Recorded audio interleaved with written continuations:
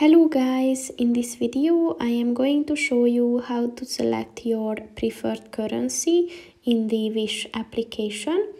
But first I just want to mention, don't forget to subscribe to my channel, because at 10,000 subscribers I am going to show you my whole YouTube revenue statistics and growth strategy, as well as how to make money online. Let's jump into it. First of all, open the application on your phone. Then click on the three lines at the bottom of the page on the right.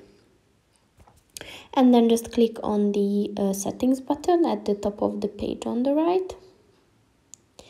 And then click on the currency settings button.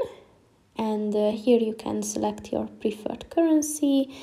So just find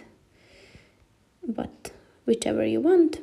And just click on that, and then just click on the change currency button, and it is set.